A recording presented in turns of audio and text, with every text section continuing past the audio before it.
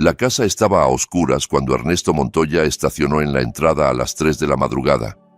Había regresado 3 días antes de lo previsto, ya que el despliegue militar se había acortado tras una resolución diplomática que nadie esperaba, y él había tomado el primer transporte disponible desde la base.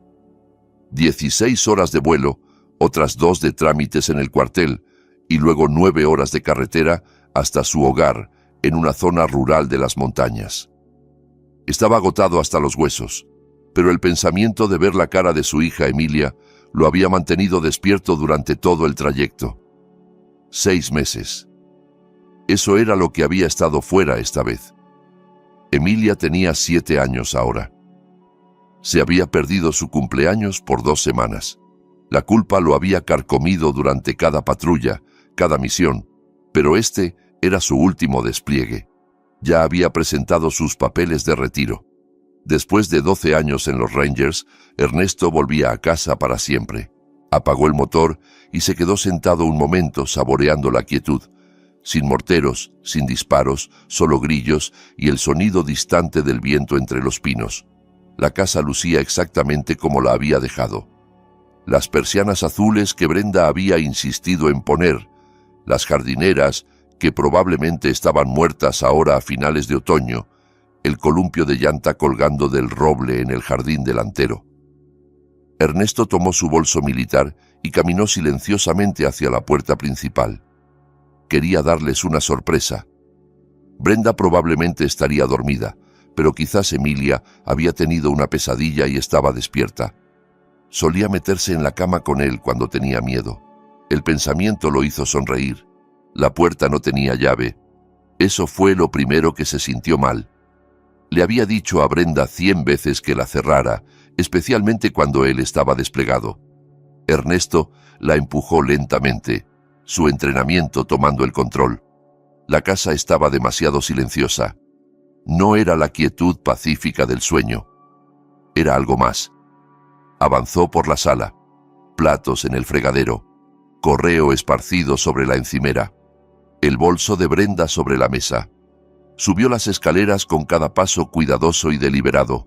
La puerta de su habitación estaba abierta. Brenda estaba allí, desparramada sobre la cama, con la ropa que había usado ese día, un brazo colgando del borde. Una botella de vino vacía en la mesita de noche. La mandíbula de Ernesto se tensó. Se dirigió a la habitación de Emilia, empujando la puerta decorada con calcomanías de princesas que ella misma había escogido antes de que él partiera. Vacía. La cama estaba tendida. Su conejo de peluche, el señor Saltarín, con el que dormía desde que tenía 2 años, no estaba. Sus zapatos no estaban junto a la puerta. Ernesto volvió al dormitorio en 3 zancadas y sacudió el hombro de Brenda más fuerte de lo que pretendía. Ella despertó sobresaltada, con los ojos desenfocados. «Ernesto, ¿qué? No se supone que estés... ¿Dónde está Emilia?» Brenda parpadeó, tratando de procesar. «¿Qué hora es? ¿Dónde está nuestra hija?» Su voz era plana, controlada. La voz que usaba cuando las cosas iban mal en una misión y el pánico podía matar gente. «Está en casa de mi madre. Te lo dije en el correo electrónico». «¿Qué correo? No recibí ningún correo. ¿Por qué está en casa de tu madre a las 3 de la madrugada?» «¿Son las 3? Brenda se incorporó pasándose las manos por el cabello. «Ha estado allí desde el martes. Mamá la ha estado cuidando mientras yo tenía algunas cosas que resolver, asuntos del trabajo». Ernesto miró fijamente a su esposa. En 12 años de matrimonio, había aprendido a leer a las personas. Era una habilidad de supervivencia. Y en este momento, cada instinto que tenía le gritaba que algo estaba mal. Brenda no lo miraba a los ojos. Sus manos temblaban, y no solo por haber sido despertada. «Voy a buscarla». «Ernesto, es medianoche». Pero él ya estaba bajando las escaleras, saliendo por la puerta, subiéndose a su camioneta. La madre de Brenda vivía a 40 minutos, más adentro en las montañas. Mirta Salvatierra nunca le había agradado, y el sentimiento era mutuo. Era una mujer dura, fría de una manera que no tenía nada que ver con los inviernos montañeses. Dirigía una especie de centro de retiros en su propiedad. Consejería espiritual, lo llamaba ella. Ernesto lo llamaba una estafa. Los caminos estaban vacíos. Forzó la camioneta más de lo debido, tomando las curvas de montaña a toda velocidad. Sus manos estaban firmes en el volante, pero su mente iba a 1000 por hora. Martes. Emilia había estado allí desde el martes. 4 días. ¿Por qué Brenda no lo había mencionado en su última videollamada? ¿Por qué había enviado a su hija con su madre? La propiedad de Mirta estaba apartada del camino, un largo sendero de grava que conducía a una amplia casa de campo. Las luces estaban encendidas. Eso fue lo segundo que se sintió mal. Nadie estaba despierto a esa hora. Ernesto estacionó y bajó. La puerta principal se abrió antes de que llegara a ella. Mirta Salvatierra estaba en el umbral, silueteada por las duras luces interiores. Era una mujer alta, delgada como un junco, con cabello gris recogido en un moño severo. Llevaba un camisón largo y una expresión que podría haber sido de preocupación en el rostro de cualquier otra persona. En el de ella parecía un cálculo. Ernesto, Brenda llamó. Dijo que venías. ¿Dónde está Emilia? Está dormida. No deberías... Él la pasó de largo. La casa olía a cloro y a algo más. Algo orgánico y desagradable debajo. Emilia, vas a despertar a los otros niños. La voz de Mirta era cortante. Ernesto se detuvo. ¿Qué otros niños? Dirijo un programa aquí. Niños problemáticos. Sus padres me los envían para disciplina y guía espiritual. Él había sabido del programa, pero nunca le había prestado mucha atención. Ahora, mirando el rostro de Mirta, algo frío se instaló en su estómago. ¿Dónde está Emilia? Está en el patio trasero teniendo tiempo de reflexión. Ernesto ya estaba moviéndose antes de que ella terminara la frase. A través de la cocina, por la puerta trasera. El patio se extendía hacia la oscuridad, bordeado por el bosque. Podía ver formas a la luz de la luna, estructuras que parecían pequeños cobertizos o construcciones anexas. Emilia. Su voz resonó entre los árboles. Un pequeño sonido, llanto, corrió hacia él, sacando su teléfono para usar la linterna. El haz de luz captó algo que lo hizo detenerse en seco. Un hoyo en el suelo, de quizás 1,20 m de profundidad y 1 metro de ancho, y parada dentro, temblando en su pijama, estaba Emilia. ¡Papi! Su voz era tan pequeña. Ernesto estaba en el hoyo en segundos, levantándola. Ella estaba helada, su pijama empapada de lodo y rocío. Envolvió sus brazos alrededor de su cuello y no lo soltaba. «Te tengo, bebé. Te tengo». Se quitó la chaqueta y la envolvió en ella. Estaba temblando violentamente. «¿Cuánto tiempo has estado aquí afuera?» «No sé». La abuela dijo... Comenzó a sollozar ahora, las palabras apenas coherentes. Dijo que las niñas malas duermen en tumbas, que necesito aprender, que necesito... Una furia blanca inundó a Ernesto, pero la forzó a contenerse. Emilia lo necesitaba calmado. Necesitaba calentarla y ponerla a salvo. Después se ocuparía de Mirta. «Papi, no mires en el otro hoyo». El susurro de Emilia cortó sus pensamientos. «Por favor, no mires». Él se giró y el haz de su linterna barrió el patio. Allí, a unos 6 metros, otro hoyo, este cubierto con tablas. «Emilia, necesito que cierres los ojos, ¿de acuerdo? ¿Puedes hacer eso por mí?» Ella asintió contra su pecho apretando los ojos con fuerza. Ernesto la cargó hacia la casa, pero se detuvo junto al segundo hoyo. Tenía que saber. Tenía que entender con qué estaba tratando. Usando una mano mientras sostenía a Emilia con la otra, apartó las tablas. El olor lo golpeó primero. Descomposición, tierra y algo químico. Apuntó la luz hacia abajo. Huesos, huesos pequeños, un cráneo que era inconfundiblemente humano e inconfundiblemente de un niño. Retazos de tela. Y algo más. Una placa de metal, como una placa de identificación militar, con un nombre grabado. Sara Chávez. El entrenamiento de Ernesto se activó, anulando el horror. Esta era una escena del crimen, múltiples crímenes.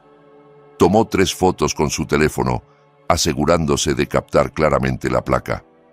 Luego volvió a colocar las tablas y cargó a Emilia hacia la casa. Mirta estaba esperando en la cocina con una taza de té, como si esta fuera una visita normal. Está siendo dramática. Solo ha pasado 1 hora. El frío les enseña. Siéntese. La voz de Ernesto podría haber cortado vidrio. No se mueva, no hable. Ni siquiera piense en huir porque la encontraré. Cargó a Emilia hasta la camioneta, la encendió y puso la calefacción al máximo. Ella seguía temblando.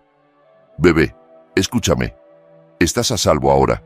Te voy a llevar a algún lugar cálido, ¿de acuerdo? ¿Puedes decirme quién es Sara Chávez? Los ojos de Emilia se abrieron grandes. Miraste. Te dije que no miraras. Lo sé, cariño. Lo siento. Pero necesito saber. ¿Quién es ella? Ella estuvo aquí el año pasado. También era mala. La abuela dijo que se había escapado, pero... Emilia empezó a llorar de nuevo. La escuché gritar una noche y luego ya no estaba. Y la abuela dijo que si yo era mala, terminaría como las niñas que se escapan. Ernesto sacó su teléfono y llamó a la única persona en la que sabía que podía confiar. Daniel Guillén contestó al tercer timbre. Guillén. Daniel, soy Ernesto Montoya. Necesito que vengas a Camino del Laurel 4782 ahora mismo. Trae refuerzos, muchos refuerzos, y llama a la policía estatal. Ernesto, pensé que estabas desplegado. ¿Qué está pasando? Acabo de encontrar un niño muerto en un hoyo en la propiedad de mi suegra. Puede que haya más. Silencio del otro lado. Luego, llego en 10 minutos. No cuelgues. Ernesto miró hacia la casa. Mirta estaba en la ventana observando. No lucía preocupada. Lucía enojada. Eso le dijo todo lo que necesitaba saber. Ella pensaba que podía salirse con la suya, que lo había hecho antes. Daniel, escucha con atención. La dueña de la propiedad es Mirta Salvatierra. Dirige algún tipo de programa de disciplina religiosa para niños. Mi hija estaba en un hoyo en su patio trasero. Dijo que llevaba 1 hora allí, pero no sé si eso es verdad. Hay otro hoyo con restos. La víctima podría ser Sara Chávez. Dios mío.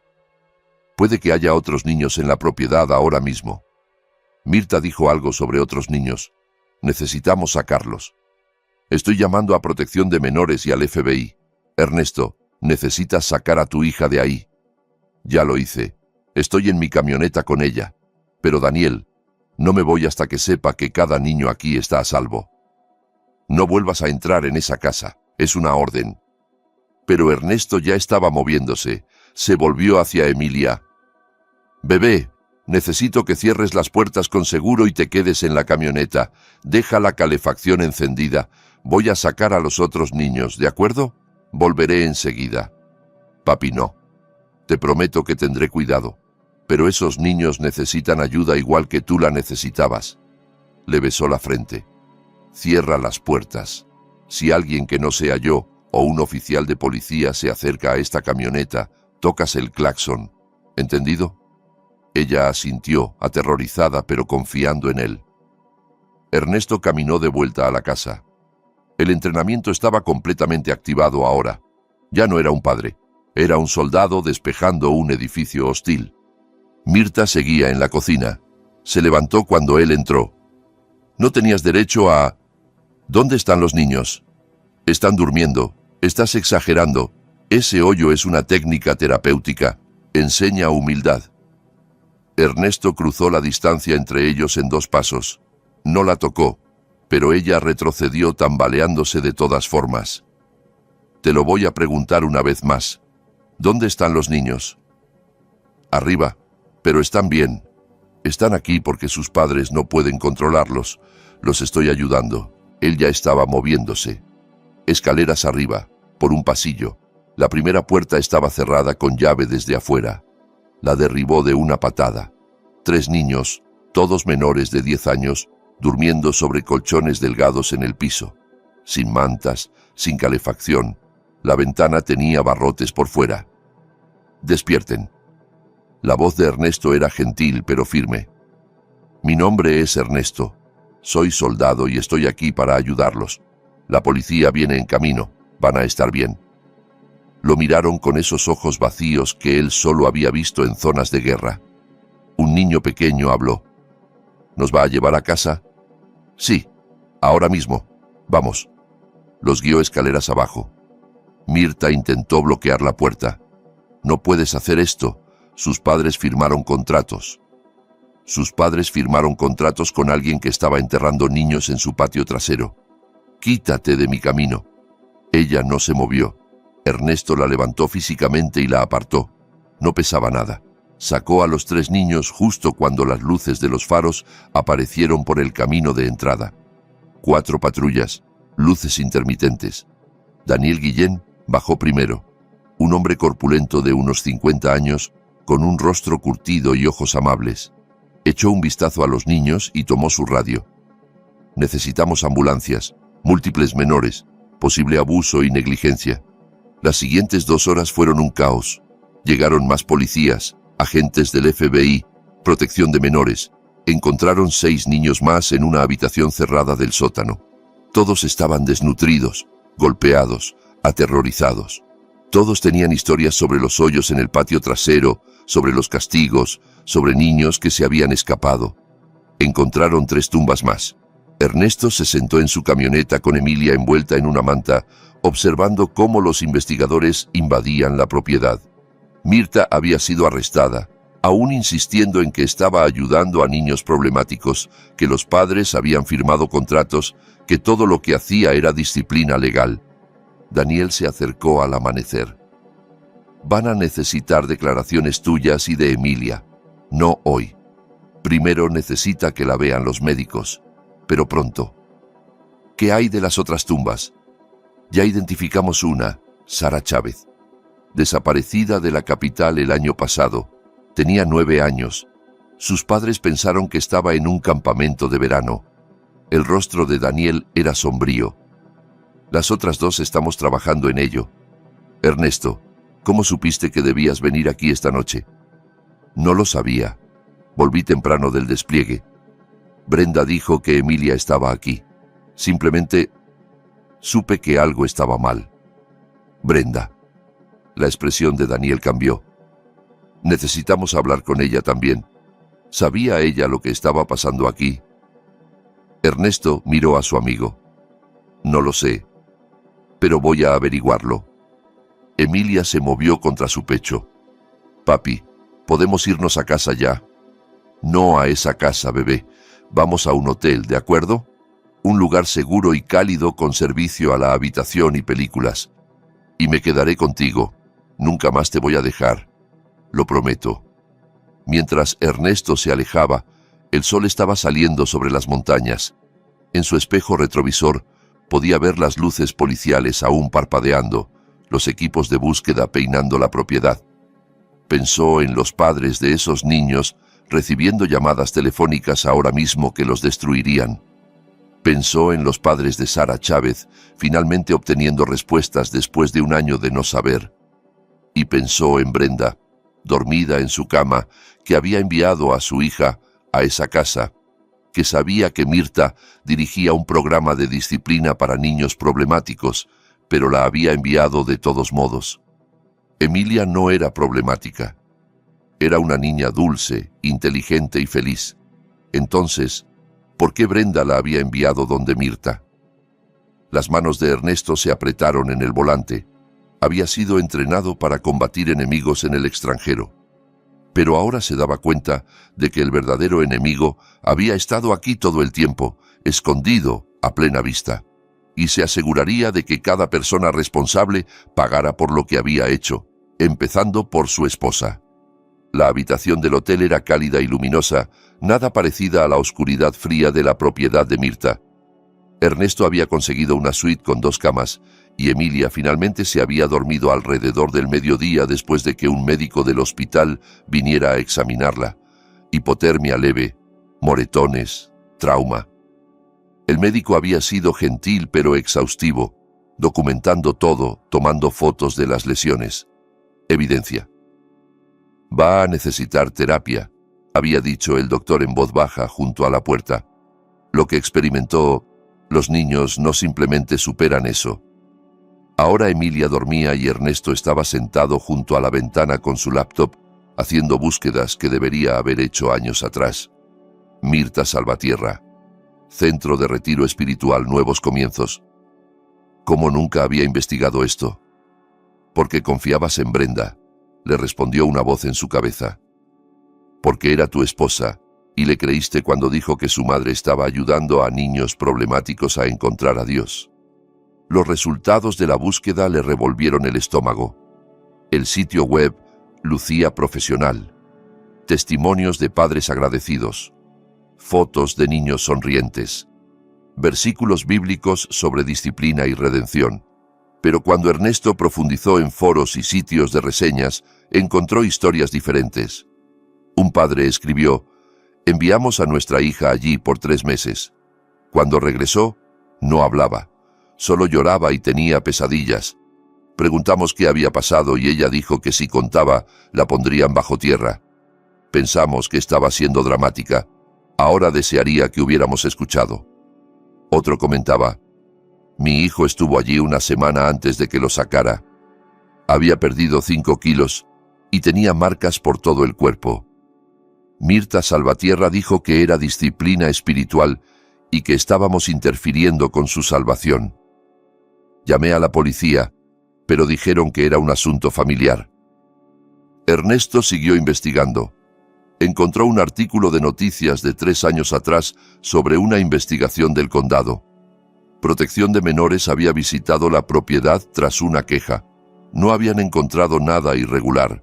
La queja había sido descartada como de un padre descontento. Buscó el nombre de la investigadora, Cristina Salazar. Luego la buscó a ella. Se había jubilado el año pasado. Había comprado una casa en Florida, una casa muy bonita. Demasiado bonita para la pensión de una trabajadora social del condado. Ernesto se reclinó. Las piezas estaban empezando a encajar. Y no le gustaba la imagen que formaban. Mirta había estado haciendo esto durante años. Múltiples niños habían sido lastimados, y al menos 4 habían muerto. Pero ella había seguido operando porque alguien la estaba protegiendo. Su teléfono sonó. El nombre de Diego Molina apareció en la pantalla. Hermano. La voz de Diego era firme, calmada. Habían servido juntos durante 8 años. Daniel me llamó. Dijo que encontraste algo muy gordo. Sí. Ernesto miró a Emilia. Sigue durmiendo. ¿Todavía estás en el sur? Puedo estar ahí en 6 horas. ¿Me necesitas? Necesito saber en quién puedo confiar. Daniel es de fiar. Pero hay algo más grande aquí, Diego. Personas estaban protegiendo lo que estaba sucediendo. Una trabajadora social recibió sobornos. Probablemente policías también. ¿Qué necesitas? ¿Puedes investigar un poco? Discretamente. Mirta Salvatierra, Cristina Salazar, cualquiera conectado con esa propiedad, sigue el rastro del dinero. Ernesto, ¿cómo está Emilia? Viva. Eso es todo lo que importa ahora. ¿Y Brenda? Ernesto miró por la ventana. Me voy a encargar de eso hoy. Después de colgar, se sentó por un largo momento pensando. Luego abrió su correo electrónico y comenzó a escribir. Asunto. Renuncia. Después de 12 años había terminado. Emilia lo necesitaba más de lo que el ejército lo necesitaba. Su teléfono vibró. Era Brenda. ¿Dónde estás? La policía estuvo aquí. Preguntaron por mamá. ¿Qué está pasando? Ernesto no respondió. En cambio, abrió las fotos que había tomado de la tumba con los restos de Sara Chávez. Las miró por un largo rato, memorizando cada detalle. Luego abrió un documento nuevo y empezó a escribir todo lo que había visto, todo lo que Emilia le había contado, cada detalle que podía recordar. Esto iría a juicio. Necesitaba estar preparado. Alrededor de las 3 de la tarde, Emilia despertó. Miró alrededor de la habitación desconocida, presa del pánico por un momento. Luego vio a Ernesto y se relajó. «Hola, bebé. ¿Cómo te sientes? ¿Cansada?» Ella se sentó lentamente. «¿La abuela está en la cárcel?» «Sí». Bien. La voz de Emilia era dura de una manera que le rompió el corazón a Ernesto. 7 años y ya sabía que algunas personas eran malvadas. Papi, ¿vamos a volver con mamá? Esa era la pregunta, ¿no? Ernesto se acercó y se sentó al borde de su cama. Necesito preguntarte algo y necesito que me digas la verdad, ¿de acuerdo? Incluso si piensas que podría herir mis sentimientos. Emilia asintió. ¿Mamá sabía lo que la abuela estaba haciendo con los hoyos? Los ojos de Emilia se llenaron de lágrimas. Ella dijo que me estaba portando mal, que no estaba obedeciendo, que la abuela podía enseñarme a ser buena. Me llevó el martes y le dijo a la abuela que necesitaba aprender a respetar. Ernesto sintió algo frío y definitivo instalarse en su pecho. ¿Qué hiciste que fue tan malo? No quise comerme las verduras, y contesté cuando me dijo que limpiara mi cuarto. Emilia empezó a llorar. No quise portarme mal, papi. Solo quería que tú volvieras a casa. Él la abrazó fuerte, sosteniéndola mientras lloraba. Sobre su cabeza, su rostro era de piedra. Brenda había enviado a su hija para ser abusada, posiblemente asesinada, porque no comía verduras, porque había contestado. Cosas normales de niños. Cosas que manejas con penitencias o quitándole el postre, no con una mujer que enterraba niños en su patio trasero. No te portaste mal, Emilia. ¿Me escuchas? Estabas siendo una niña normal. Lo que mamá hizo estuvo mal. Lo que la abuela hizo fue malvado. Pero tú no hiciste nada malo. ¿Puedo quedarme contigo? Te vas a quedar conmigo para siempre. Lo prometo. Hubo un golpe en la puerta. Ernesto miró por la mirilla. Daniel Guillén. Lo dejó entrar. ¿Cómo está?, preguntó Daniel en voz baja. Va a sobrevivir. ¿Qué encontraron? Daniel sacó una libreta. 4 tumbas hasta ahora. Sara Chávez ya lo sabíamos. La segunda es Marcos Ramírez, 10 años, desaparecido de la capital hace 2 años. A los padres les dijeron que estaba en un internado. La tercera es una niña, quizás de 8 o 9 años. Todavía estamos trabajando en la identificación. La cuarta... Daniel hizo una pausa. La cuarta es reciente, muy reciente. Un niño llamado Tomás Bermúdez. Solo estuvo allí 1 semana. ¿Cuántos niños en total pasaron por ese lugar? Estamos tratando de averiguarlo. Mirta afirma en sus contratos que ha tenido más de 100 niños en su programa en los últimos 5 años. La mayoría salió con vida, pero estamos verificando cada nombre contra reportes de personas desaparecidas. ¿Qué hay de Cristina Salazar? La expresión de Daniel se oscureció. ¿Cómo sabes de ella? Ella investigó el lugar hace 3 años. No encontró nada. Luego se jubiló y compró una casa en Florida que no debería poder pagar. El FBI la está investigando ahora. Ernesto, hay algo más. Encontramos registros financieros. Mirta estaba cobrando a los padres $50,000 por un programa de 3 meses. La mayoría pagaba en efectivo. Estamos hablando de millones de dólares a lo largo de los años. ¿Dónde está el dinero? Eso es lo que no podemos descifrar. Sus cuentas bancarias muestran depósitos regulares, pero nada como esa cantidad de efectivo. Está yendo a algún lado. Ernesto pensó en eso. Tenía un socio o socios, alguien que hacía que esto luciera legítimo, alguien que mantenía a las autoridades sin mirar demasiado cerca. Eso es lo que el FBI también piensa. Están revisando sus registros telefónicos ahora. Pero Ernesto, Daniel vaciló. Quieren hablar con Brenda. Tu esposa tenía que saber algo. Sabía. La voz de Ernesto era plana. Emilia me lo dijo. Brenda la llevó allí el martes. Le dijo a Mirta que Emilia necesitaba aprender a respetar. Daniel lucía enfermo. Lo siento. No lo sientas. Solo asegúrate de que todos los involucrados caigan. No me importa quiénes sean o qué conexiones tengan. Todos. Después de que Daniel se fue, Ernesto tomó una decisión. Levantó su teléfono y llamó a Melody Herrera, la hermana de Brenda.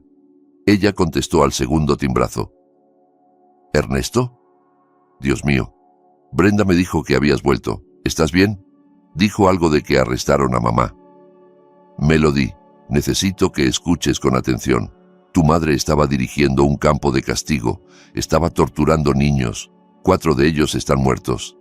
Emilia estaba en un hoyo en el patio trasero cuando la encontré. Silencio. Luego, ¿qué? No, eso no puede. Mamá ayuda a niños problemáticos. Es estricta, pero nunca haría. Vi las tumbas yo mismo. El FBI las está desenterrando ahora mismo. Sara Chávez, Marcos Ramírez, otros 2. Todos niños menores de 12 años, todos muertos por lo que tu madre les hizo. No puedo. Ernesto, esto tiene que ser un error. No lo es. Y Melody, necesito saber algo. ¿Alguna vez viste algo? ¿Algo que te hiciera sentir incómoda? ¿Algo que pareciera mal? Yo no he estado en la propiedad en años. Mamá y yo tuvimos una pelea. Dijo que estaba criando a mis hijos demasiado blandos, que necesitaban disciplina. Le dije que se mantuviera alejada de nosotros. La voz de Melody temblaba. Brenda todavía le hablaba, sin embargo. Decía que yo estaba exagerando. Brenda envió a Emilia allí hace 4 días. No, Brenda no haría. Ella ama a Emilia. La envió a ser castigada porque Emilia no comía sus verduras y contestó. Otro largo silencio. Cuando Melody habló de nuevo, su voz era diferente, más dura. ¿Dónde está Emilia ahora? Conmigo, a salvo. Manténla alejada de Brenda. Lo digo en serio, Ernesto. Amo a mi hermana, pero sí sabía lo que mamá estaba haciendo y envió a Emilia de todos modos. Melody tomó un respiro tembloroso. ¿Qué puedo hacer? ¿Cómo puedo ayudar? Ernesto miró a su hija dormida de nuevo. Solo di la verdad cuando pregunten. Todo. No protejas a nadie. No lo haré. Ernesto, lo siento mucho. Si hubiera sabido... Solo asegúrate de que cuente para algo ahora. Después de colgar, Ernesto abrió su laptop de nuevo. Diego le había enviado un correo encriptado con hallazgos preliminares. Los registros financieros de Mirta mostraban pagos a varias personas. Un nombre resaltaba, Hernán Salvatierra, listado como hermano de Mirta. Vivía en el pueblo, trabajaba como... Ernesto miró fijamente la pantalla. Hernán Salvatierra era juez del condado.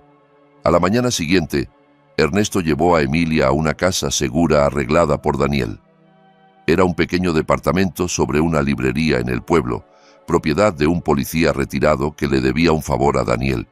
Emilia se quedaría allí con una oficial llamada Janet, mientras Ernesto lidiaba con lo que venía. «No quiero que te vayas», dijo Emilia, aferrándose al señor Saltarín. «Volveré esta noche, lo prometo. Janet es buena y estarás a salvo aquí. La puerta tiene 3 cerraduras y hay un oficial de policía abajo». «Está bien». Emilia asintió, pero lucía pequeña y asustada. Ernesto se arrodilló a su nivel. «Bebé, necesito asegurarme de que las personas que te lastimaron no puedan lastimar a nadie más. Eso es lo que voy a hacer hoy. ¿Puedes ser valiente por mí?» «¿Vas a traer a mamá?» La mandíbula de Ernesto se tensó. «¿Quieres ver a mamá?» Emilia lo pensó, luego negó con la cabeza. «Todavía no. Quizás nunca». «Está bien. No tienes que ver a nadie que no quieras ver». Le besó la frente y se fue con el corazón pesado. Pero mientras conducía por el pueblo, la pesadez se convirtió en una furia fría y enfocada. Tenía objetivos ahora. Mirta estaba en la cárcel, pero ella era solo el comienzo. Hernán Salvatierra, Cristina Salazar, cualquier otro que hubiera habilitado esta pesadilla. Y Brenda. Llegó a su casa a las 9 de la mañana. El auto de Brenda estaba en la entrada. Se sentó un momento preparándose. Luego entró. Brenda estaba en la cocina luciendo demacrada. No había dormido. Cuando lo vio, se levantó rápidamente. «Ernesto, por fin. La policía no me dice nada. Se llevaron a mamá. Están diciendo que ella... Pero es ridículo. Tienes que decirles. ¿Dónde está Emilia?» «No sé. Asumí que estaba contigo. Ernesto, ¿qué está pasando? ¿Por qué me miras así?» «Estoy tratando de decidir si mi esposa es estúpida o malvada». El rostro de Brenda se puso blanco. «¿Qué? Enviaste a nuestra hija con una mujer que tortura niños, que ha asesinado al menos a 4 que sepamos. La llevaste allí el martes y le dijiste a Mirta que necesitaba aprender a respetar. No es así. El programa de mamá es estricto, pero funciona. Ayuda a niños problemáticos. Emilia no es problemática. La voz de Ernesto crujió como un látigo. Tiene 7 años. No comía sus verduras. Eso no es problemático, Brenda. Eso es normal. Se estaba saliendo de control, contestando, no obedeciendo. Entonces la enviaste a ser enterrada viva en un hoyo en el suelo. La boca de Brenda se abrió y cerró. Eso no. Mamá no haría. Yo mismo saqué a Emilia de ese hoyo. Eran las 2 de la mañana y hacía un frío de muerte. Había estado parada en lodo y agua helada por más de 1 hora llorando, aterrorizada. Me dijo que si miraba en el otro hoyo. Ernesto se detuvo forzándose a mantener la calma. Había un niño muerto en el otro hoyo, Brenda. Una niña de 9 años llamada Sara Chávez. Sus huesos todavía estaban allí. No. Brenda se sentó pesadamente. No, eso no es posible. Mamá dijo que los niños que se escapan del programa a veces esparcen rumores. Pero, ¿alguna vez visitaste? ¿Alguna vez viste realmente lo que ella estaba haciendo? Silencio. Respóndeme. Confiaba en ella. La voz de Brenda estaba subiendo. Es mi madre. Dijo que el programa era duro pero efectivo. Que a veces los niños mienten para escapar. La creí. Ernesto miró fijamente a su esposa. ¿Cuándo enviaste a Emilia allí? El martes, ya te lo dije. ¿Por qué el martes específicamente? Brenda vaciló. Estaba teniendo una mala semana.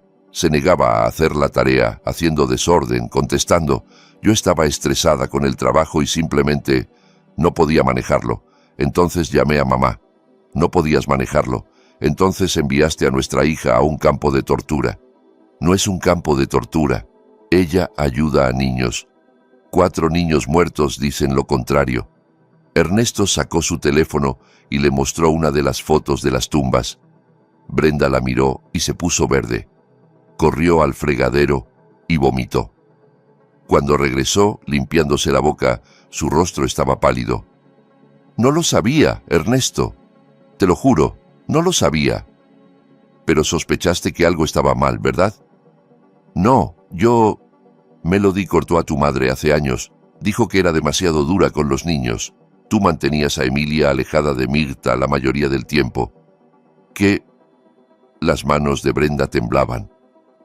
Mamá podía ser intensa. Pensé que una exposición limitada estaba bien, que unos pocos días a la vez le enseñarían disciplina a Emilia sin qué, sin quebrarla. Las palabras salieron como un susurro. Ernesto sintió algo dentro de él romperse. Sabías que podía quebrar a nuestra hija. Sabías que tu madre era peligrosa y enviaste a Emilia allí de todos modos. Pensé que podía controlarlo. Le dije a mamá que fuera gentil, que solo la asustara un poco. No puedes ser un poco malvado, Brenda. No puedes torturar a alguien un poco. Ernesto estaba gritando ahora. Emilia está traumatizada. Tiene hipotermia y moretones y no confía en nadie. Preguntó si tiene que verte de nuevo y no supe qué decirle porque su propia madre la envió al infierno. Brenda estaba llorando. No quise que esto pasara. Estaba tan cansada. Tú no estabas y ella era tan difícil y pensé... No pensaste. Ese es el problema. La voz de Ernesto se volvió fría. Empaca tus cosas. Te vas. Esta también es mi casa. No me importa. Te vas hoy. Y si peleas por esto, me aseguraré de que todos sepan lo que hiciste. Tu trabajo, tus amigos, todos. Les diré que enviaste a tu hija con una mujer que asesinó niños. Tengo derechos. Emilia también los tenía. Y Sara Chávez, y Marcos Ramírez, y Tomás Bermúdez. Tenían el derecho de no ser enterrados vivos. Ernesto se acercó más. Esto es lo que va a pasar. Vas a hablar con un abogado. Vas a aceptar darme la custodia completa. Te vas a mantener alejada de Emilia a menos que ella pida verte, y vas a cooperar completamente con la investigación del FBI sobre tu madre. ¿El FBI? ¿Pensaste que esto simplemente iba a desaparecer? Tu madre asesinó niños, Brenda, por dinero, mucho dinero, y alguien la ayudó a encubrirlo. El FBI quiere saber quién. Entonces les vas a decir todo lo que sabes sobre su negocio, sus contactos, sus finanzas, todo. No sé nada sobre eso. Entonces mejor empieza a recordar, porque si no cooperas, te van a acusar como cómplice. El rostro de Brenda se derrumbó. No lo sabía, Ernesto. Te juro por mi vida, no sabía que estaba matando niños. Pero sabías que los estaba lastimando, y no te importó. Ernesto se volvió hacia la puerta. Tienes hasta mañana para irte. Si todavía estás aquí cuando regrese con Emilia, llamo a la policía. La dejó allí, llorando en la cocina de la casa que habían comprado juntos 8 años atrás. La casa donde trajeron a Emilia del hospital. La casa donde él pensó que estaban construyendo una vida. Todo era cenizas ahora. Ernesto fue a reunirse con Diego en una cafetería a las afueras del pueblo. Su amigo ya estaba allí, con la laptop abierta, luciendo cansado. «Te ves terrible», dijo Diego. «Me siento peor». «¿Qué encontraste?» Diego sacó una carpeta. Hernán Salvatierra, el hermano de Mirta. Ha sido juez del condado durante 15 años. Maneja casos juveniles, tribunal de familia.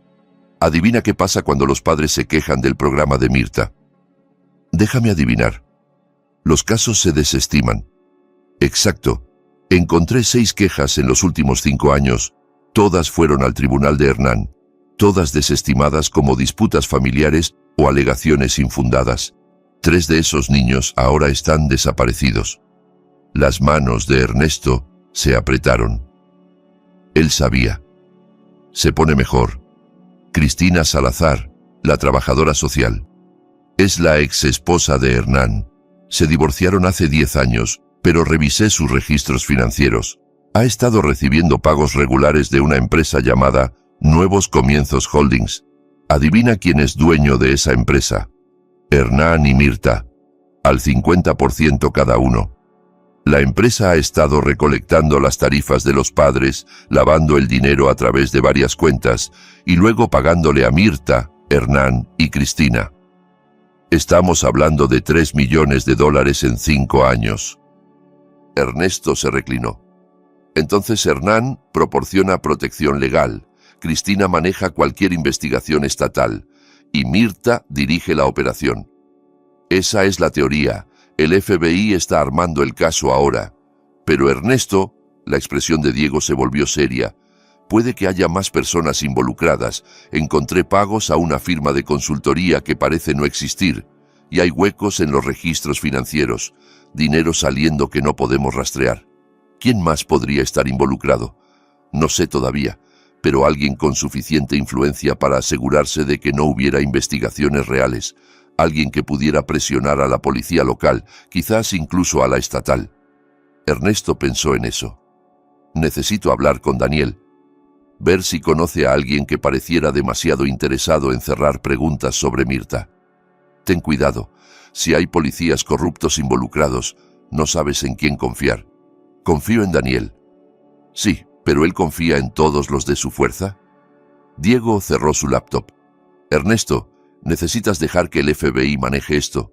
Tienes a Emilia en quien pensar. Estoy pensando en Emilia. Estoy pensando en asegurarme de que todos los que la lastimaron paguen. Todos los que lo permitieron. Todos los que miraron hacia otro lado mientras los niños morían. Ernesto le sostuvo la mirada a su amigo. ¿Tú te alejarías? Diego suspiró. Número. Pero sería inteligente al respecto y cuidaría mi espalda. Por eso te llamé. Pasaron las siguientes 2 horas revisando documentos. Ernesto estaba aprendiendo a leer registros financieros de la manera en que había aprendido a leer mapas topográficos en el ejército, buscando patrones, anomalías, cualquier cosa que no encajara. Y había cosas que no encajaban, grandes retiros de efectivo de las cuentas de la empresa cada mes. Siempre el día 15, siempre la misma cantidad, $10,000, remontándose 3 años. Dinero de protección, sugirió Ernesto. Tal vez le están pagando a alguien por algo. Podrían ser sobornos o chantaje. El teléfono de Ernesto sonó. Daniel, habla. Tenemos algo. Mirta está hablando, tratando de conseguir un trato. Afirma que la coaccionaron, que alguien la obligó a seguir con el programa incluso cuando quería parar. Probablemente está mintiendo, pero su abogado dice que tiene pruebas, nombres de personas involucradas. Quiere inmunidad a cambio de testificar. No se la den. No es mi decisión. Es del FBI y los fiscales. Pero Ernesto mencionó a Brenda. Dijo que tu esposa sabe más de lo que dice. Ernesto cerró los ojos. ¿Qué dijo exactamente? Que Brenda ayudó a reclutar a algunas de las familias, que identificaba niños que necesitaban corrección y recomendaba el programa a sus padres. Mirta afirma que Brenda recibía una comisión por cada referencia. La cafetería pareció inclinarse. ¿Cuánto? $5,000 por niño. Ernesto desconectó y miró fijamente su teléfono. Brenda había enviado a Emilia donde Mirta, pero según Mirta, también había enviado a los hijos de otras personas. Por dinero. Diego lo estaba observando. ¿Qué pasa? Brenda no era solo una víctima de la manipulación de su madre. Era parte de todo. Sí. Ernesto se puso de pie. Necesito ir a algún lugar. ¿A dónde? A tener otra conversación con mi esposa. Y esta vez me va a decir toda la verdad. La encontró en casa de su hermana. Melody abrió la puerta, con el rostro duro. Está en la cocina. Y Ernesto, lo que sea que vayas a hacer, se lo merece. Brenda estaba sentada a la mesa de Melody con una taza de café. Miró hacia arriba cuando Ernesto entró y su rostro palideció. Solo me iba. Siéntate, Ernesto, siéntate. Ella se sentó.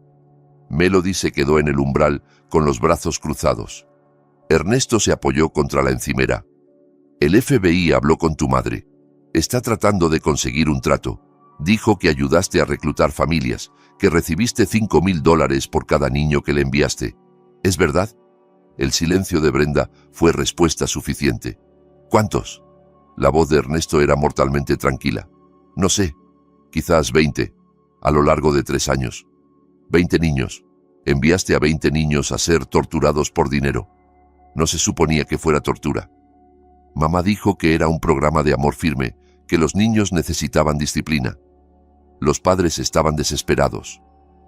Entonces explotaste a padres desesperados y traumatizaste a sus hijos por $100,000. Melody hizo un sonido de disgusto. Brenda, ¿qué demonios te pasa? No entienden, necesitábamos el dinero.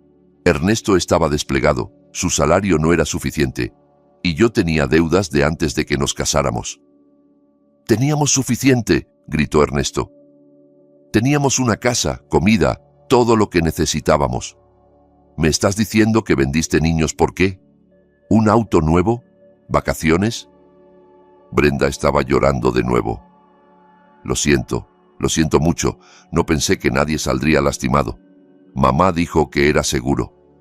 4 niños están muertos. 4. ¿Cómo es eso seguro? Ernesto temblaba de rabia. ¿Sabías de las tumbas? No, te juro que no sabía de eso. Cuando mamá me contaba de niños que se escapaban, le creí. Pensé que simplemente se iban. ¿Pensaste que niños problemáticos simplemente se iban caminando a las montañas y a sus padres no les importaba? ¿No pensaste que eso era sospechoso? Brenda no tenía respuesta. Ernesto sacó su teléfono.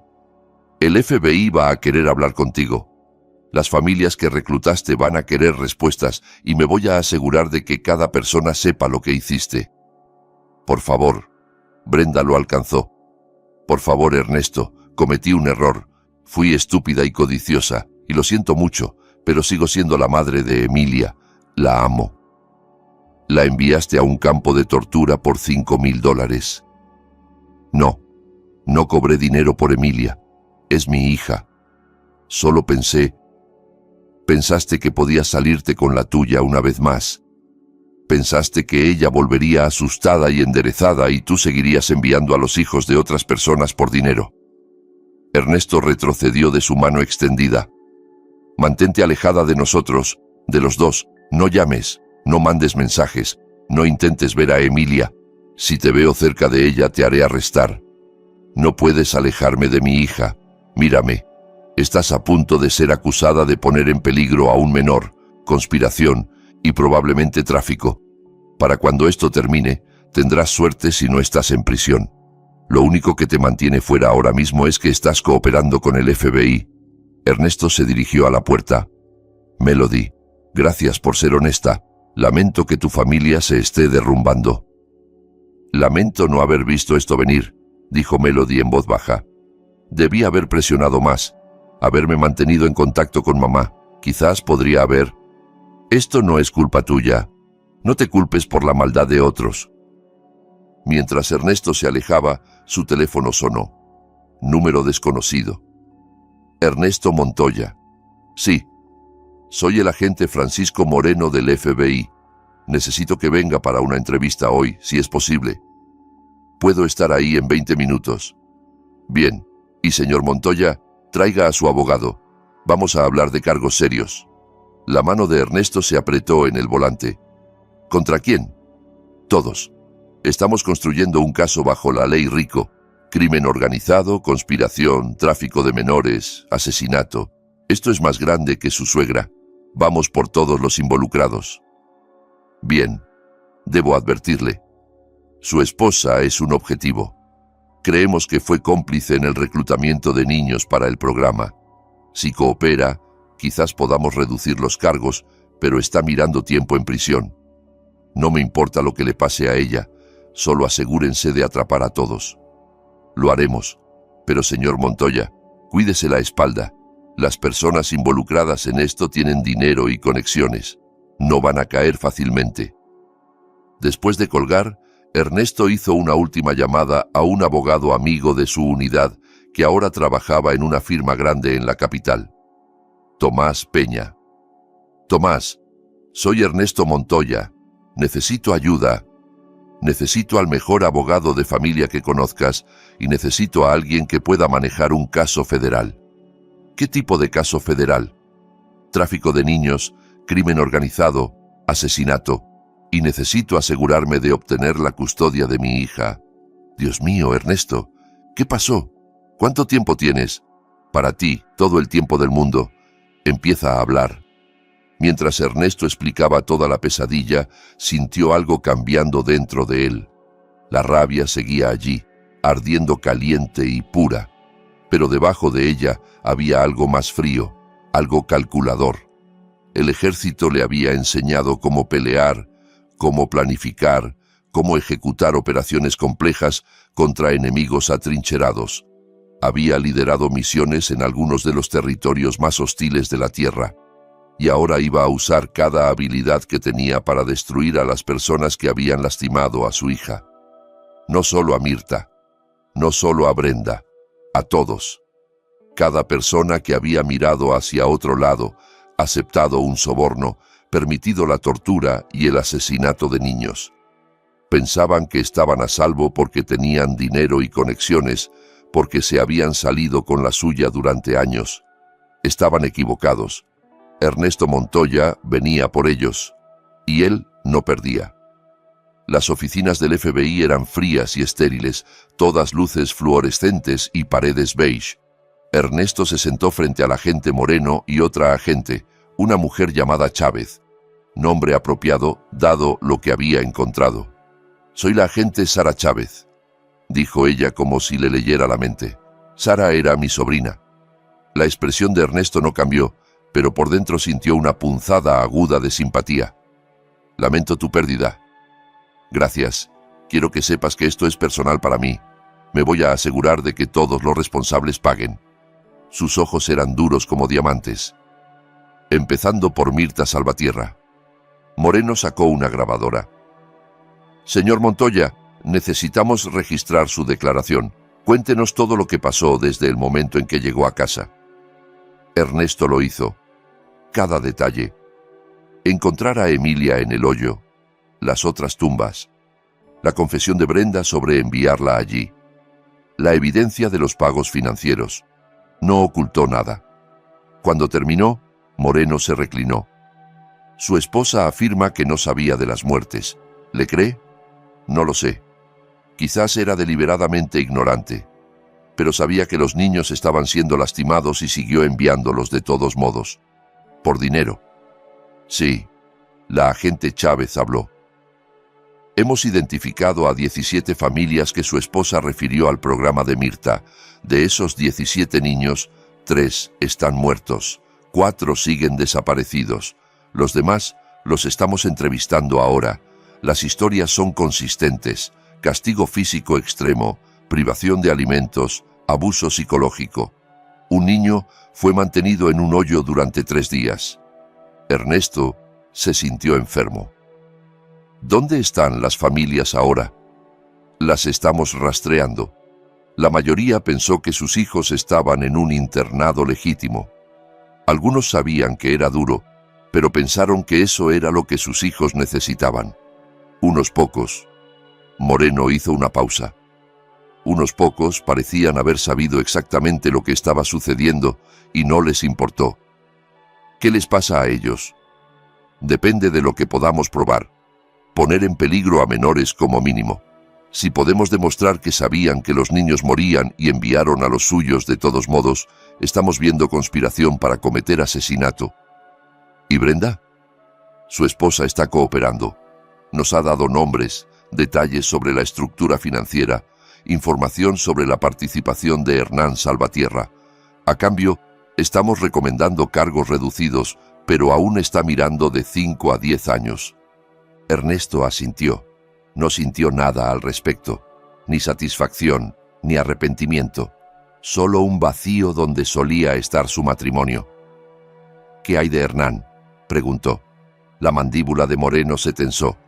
Ahí es donde se complica.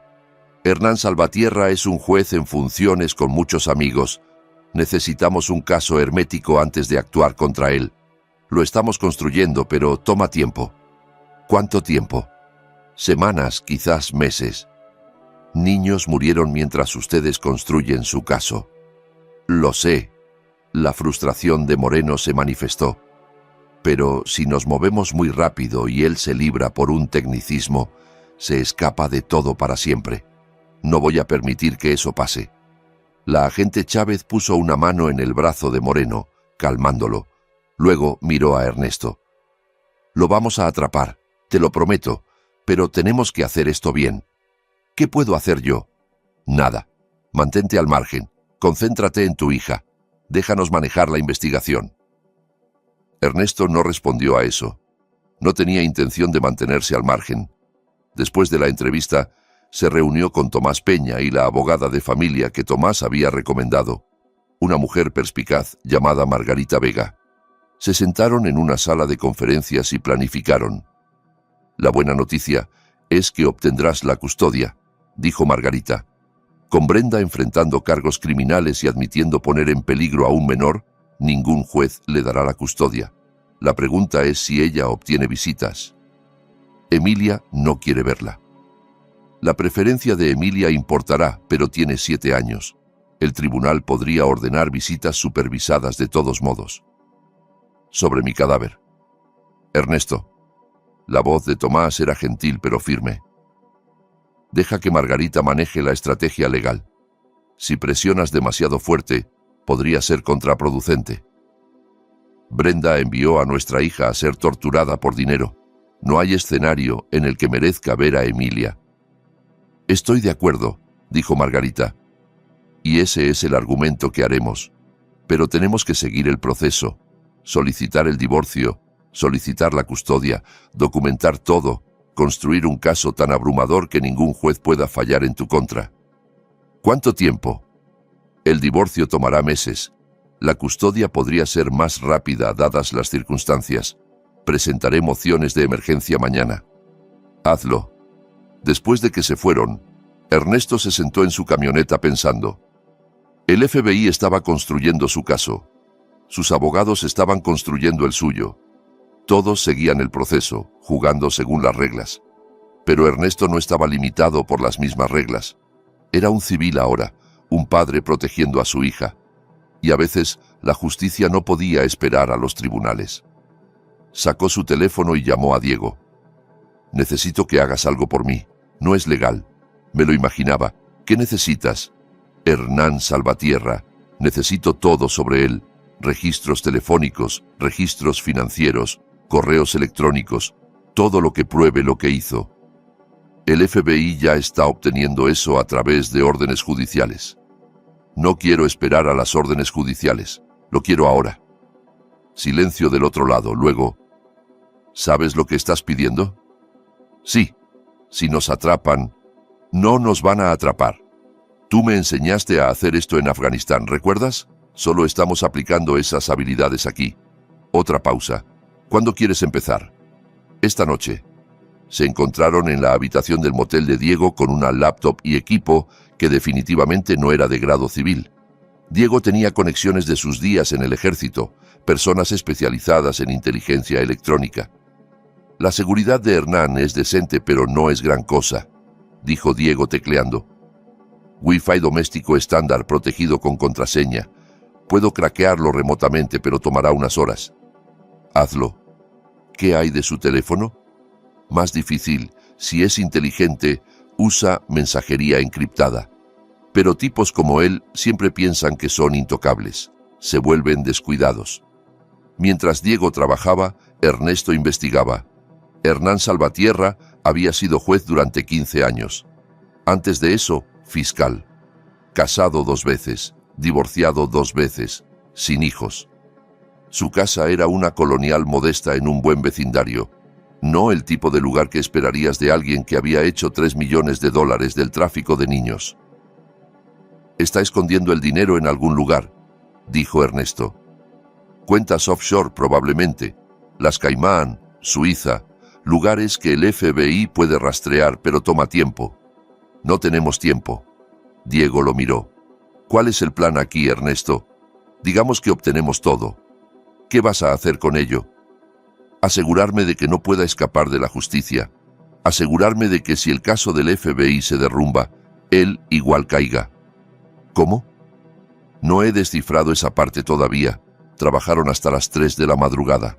Para entonces, Diego tenía acceso a la red doméstica de Hernán, su correo electrónico y su almacenamiento en la nube. Lo que encontraron heló la sangre de Ernesto. Hojas de cálculo listando cada niño que había pasado por el programa de Mirta. Notas detalladas sobre cuáles eran problemáticos. Facturas por servicios de eliminación. Correos electrónicos discutiendo reducción de inventario y minimizar exposición. Estas personas habían reducido a los niños a líneas en un libro contable. Un correo de Hernán a Mirta, fechado 6 meses atrás. «La niña Chávez está haciendo demasiadas preguntas. Encárgate». La respuesta de Mirta: «Resuelto, sin cabos sueltos». Sara Chávez había muerto porque hizo preguntas. «Mándame todo esto», dijo Ernesto. «Encriptado. Múltiples respaldos. ¿Qué vas a hacer? Un seguro. Si algo me pasa, si el caso del FBI se derrumba, si estas personas encuentran manera de escapar, esto se hace público. Cada medio de comunicación, cada plataforma de redes sociales, cada padre cuyos hijos pasaron por ese programa. Me aseguraré de que el mundo entero sepa lo que hicieron». Diego asintió. «Estás jugando un juego peligroso». «Ellos jugaron un juego peligroso con las vidas de los niños. Ahora es mi turno». Durante la siguiente semana, Ernesto construyó su caso. No para un tribunal, sino para el Tribunal de la Opinión Pública. Contactó periodistas, les dio antecedentes sobre la historia sin revelar su obtención ilegal de evidencia. Se conectó con padres cuyos hijos habían pasado por el programa. Documentó todo. Emilia estaba mejorando lentamente. La terapia ayudaba. Podía hablar sobre lo que había pasado sin llorar ahora. Las pesadillas eran menos frecuentes, pero todavía se sobresaltaba con ruidos inesperados y se negaba a estar sola en una habitación. «Va a sanar», dijo la terapeuta, «pero tomará tiempo, y siempre tendrá cicatrices. Ernesto sabía de cicatrices. Tenía muchas de su servicio militar, las visibles, de metralla y balas, y las invisibles, de ver morir a amigos. No superas el trauma, aprendes a vivir con él, pero estaría condenado si Emilia tenía que vivir con él mientras los responsables caminaban libres. El avance en el caso vino de una fuente inesperada. Una de las familias que Brenda había referido se comunicó directamente con Ernesto. Rafael Torres, un padre soltero cuyo hijo había pasado por el programa de Mirta 2 años atrás. «Mi hijo volvió cambiado», dijo Rafael tomando un café. Callado, asustado. No habla de lo que pasó, pero tiene pesadillas. Grita sobre hoyos y tumbas. No sabía lo que significaba hasta que vi las noticias. ¿Sabías lo que era el programa antes de enviarlo? Rafael lucía avergonzado. Sabía que era duro. Tu esposa dijo que era amor firme, que mi hijo necesitaba disciplina. Me mostró testimonios de otros padres diciendo que sus hijos volvieron mejor. Yo estaba desesperado. Noé se estaba portando mal después de que su madre murió y yo no sabía cómo ayudarlo. ¿Le pagaste a Mirta directamente? No, le pagué a una firma consultora. Soluciones de comportamiento.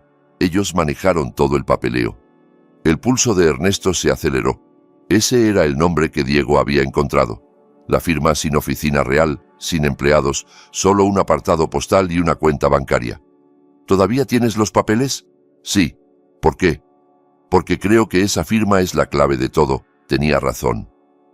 Con la documentación de Rafael, rastrearon soluciones de comportamiento hasta un abogado en la capital, un tipo de alto poder que se especializaba en establecer corporaciones fantasma para clientes adinerados.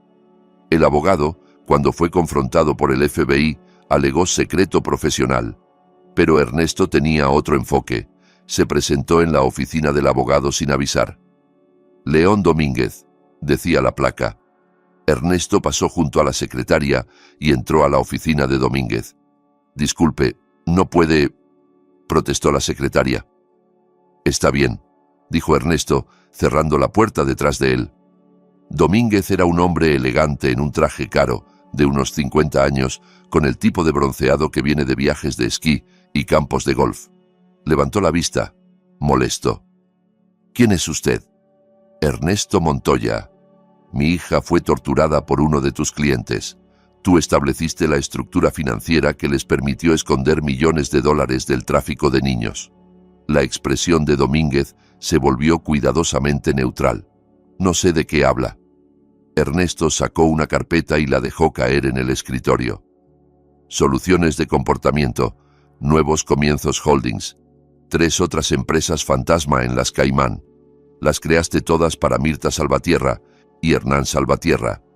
Ayudaste a lavar dinero de la tortura y asesinato de niños. Creo estructuras corporativas legales para clientes.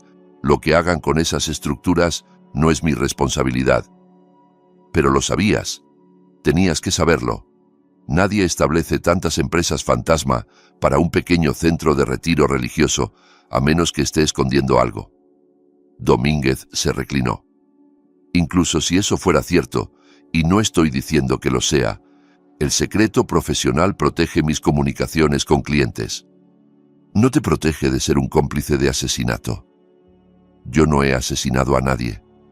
No, solo lo hiciste posible para que otros lo hicieran y se salieran con la suya.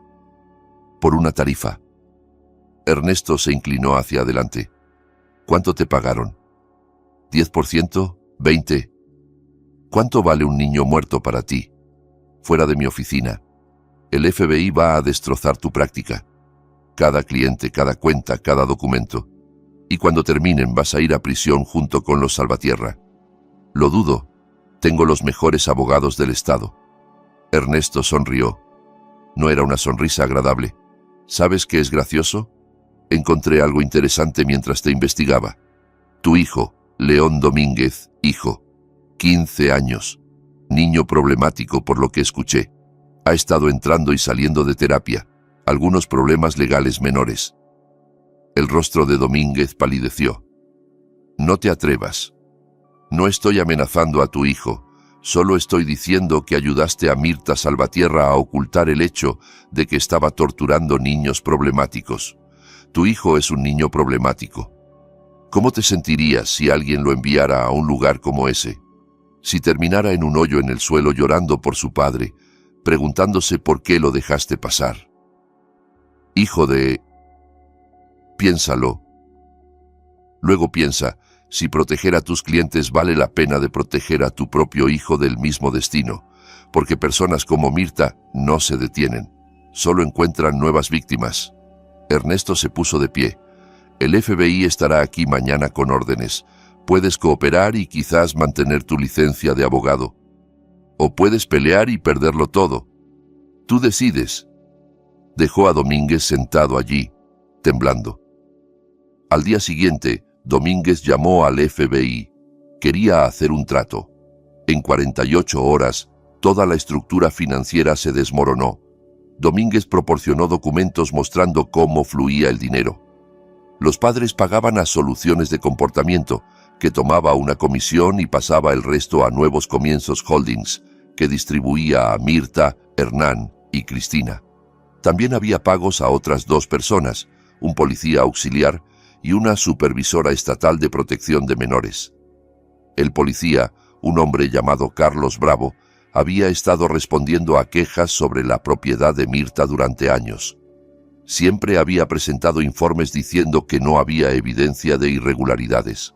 La supervisora, Cristina Núñez, había sido quien cerraba las investigaciones antes de que pudieran avanzar.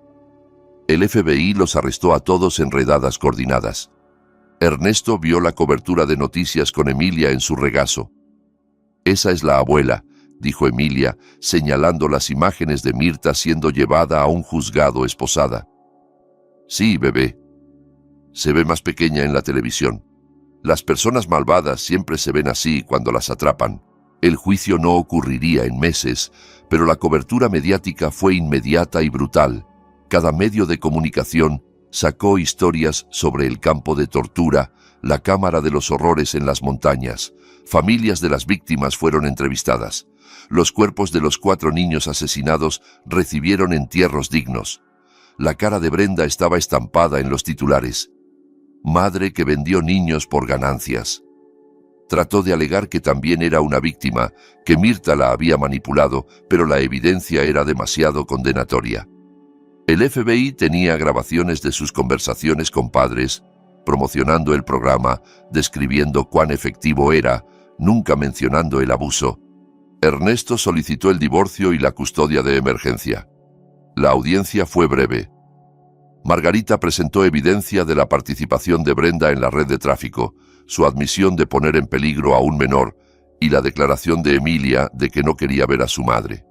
El juez, no Hernán Salvatierra, quien había sido suspendido pendiente de su propio juicio, le otorgó a Ernesto la custodia completa sin visitas para Brenda. La señora Montoya ha demostrado un patrón de priorizar el dinero sobre la seguridad de su hija, dijo el juez. Hasta que pueda demostrar rehabilitación y remordimiento, representa un peligro para la menor. Brenda no peleó. Estaba demasiado ocupada negociando su propio acuerdo de culpabilidad. 5 años en prisión federal a cambio de testificar contra Hernán y los demás. Pero Ernesto no estaba satisfecho. Sí, todos iban a ir a prisión. Sí, se estaba haciendo justicia, pero no era suficiente. Estas personas habían destruido vidas. Habían asesinado niños, habían hecho que Emilia estuviera parada en un hoyo llorando por su padre. Necesitaban sufrir como sus víctimas habían sufrido. Entonces Ernesto empezó a planear. No un ataque físico, no iba a tirar su libertad y dejar a Emilia sin padre. Pero había otras formas de hacer sufrir a la gente, formas de asegurar que perdieran todo, no solo su libertad. Empezó con Hernán Salvatierra. El juicio del juez estaba programado para 3 meses después. Había sido liberado bajo fianza, $1 millón que había pagado fácilmente. Estaba viviendo en su casa usando un monitor de tobillo, pretendiendo estar confiado. Ernesto empezó a seguirlo. No, obviamente. Sabía cómo hacer vigilancia por sus días en el ejército. Aprendió la rutina de Hernán. supermercado los martes, almuerzo en el mismo restaurante cada jueves, golf los sábados por la mañana. Y notó algo interesante. Hernán tenía visitantes tarde en la noche. Personas venían a su casa. Estacionaban calle abajo y caminaban. Se quedaban 20 minutos o una hora, luego se iban. Ernesto empezó a fotografiarlos, rastreando sus placas, construyendo una red. Uno de ellos era un senador estatal. Otro era el director de una compañía farmacéutica. Un tercero era un empresario local dueño de la mitad de los bienes raíces del pueblo. ¿Qué los conectaba? Ernesto investigó más profundo y encontró la respuesta. Todos habían enviado a sus hijos al programa de Mirta. Todos habían pagado precios premium, $50,000 o más. Todos habían recuperado a sus hijos arreglados, pero estos no eran niños problemáticos. Estos eran niños que habían descubierto los secretos de sus padres. Niños que habían encontrado evidencia de aventuras, malversación, abuso. Niños que habían amenazado con contar. El programa de Mirta no era solo sobre disciplina, era sobre quebrar a niños que sabían demasiado. Ernesto se sintió enfermo. Esto era más grande de lo que había pensado. No era solo abuso infantil, era una conspiración criminal organizada para silenciar testigos, y Hernán estaba en el centro de todo. Necesitaba pruebas, pruebas reales y admisibles que se sostendrían en el tribunal. Entonces hizo algo que nunca pensó que haría. Se convirtió en lo que había combatido durante toda su carrera militar. Irrumpió en la casa de Hernán. No fue difícil. La seguridad de Hernán era básica, diseñada para detener ladrones oportunistas, no a alguien con entrenamiento militar. Ernesto esperó hasta que Hernán estuviera en su almuerzo del jueves, desactivó la alarma y entró por una ventana del sótano. Tenía 30 minutos. Los usó bien. Hernán guardaba archivos en su oficina casera, archivos físicos del tipo anticuado que no pueden ser hackeados. Ernesto fotografió todo. Correspondencia con los padres, contratos, documentación de lo que los niños habían sabido y cómo el programa lo había manejado. Un archivo estaba etiquetado como soluciones permanentes. Dentro había certificados de defunción de 3 niños, todos clasificados como accidentes o suicidios. Todos niños que habían pasado por el programa, todos niños cuyos padres estaban en esas reuniones nocturnas. Ernesto sintió sus manos temblar mientras los fotografiaba. Estas personas habían asesinado a sus propios hijos para guardar secretos. Encontró una cosa más.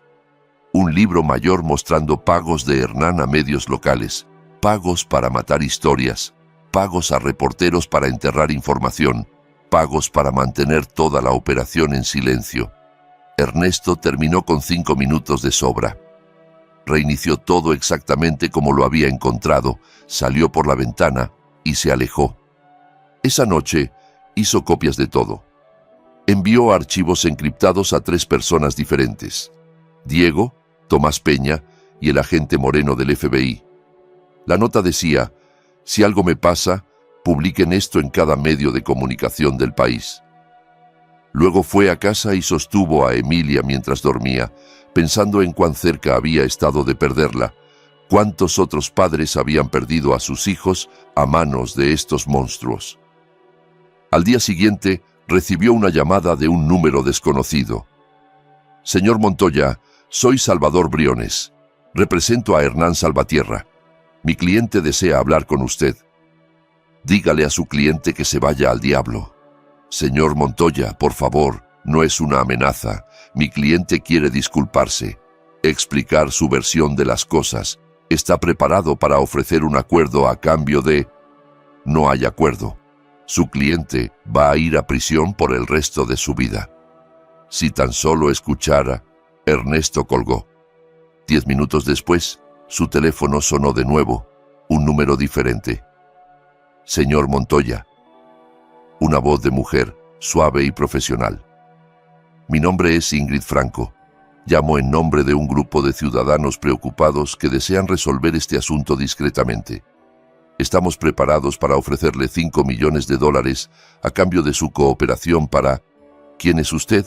Represento a las familias de varios niños que asistieron al programa de la señora Salvatierra. Están muy arrepentidos por lo que le pasó a su hija. Quieren hacer las paces. ¿Pagándome para que me calle? Compensándolo por su trauma y asegurando que este asunto se resuelva de una manera que no dañe a personas inocentes. Personas inocentes. Sus clientes asesinaron a sus propios hijos. Esa es una acusación seria sin pruebas, y hacer tales acusaciones públicamente podría considerarse difamación. Ernesto se rió. ¿En serio me está amenazando con demandarme por difamación?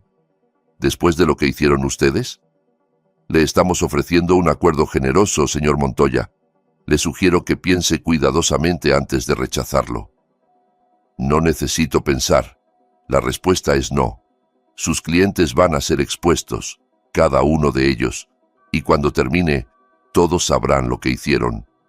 Colgó e inmediatamente llamó a Moreno. Acaban de tratar de comprarme $5 millones. ¿Quién fue? Alguien llamada Ingrid Franco. Dijo que representa a familias de niños que pasaron por el programa. Quieren que guarde silencio sobre lo que encontré.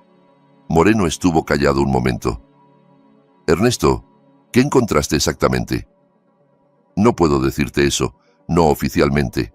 Pero hipotéticamente, si alguien tuviera evidencia de que los clientes de Hernán asesinaron a sus propios hijos para mantenerlos callados sobre crímenes, ¿qué haría el FBI con esa información?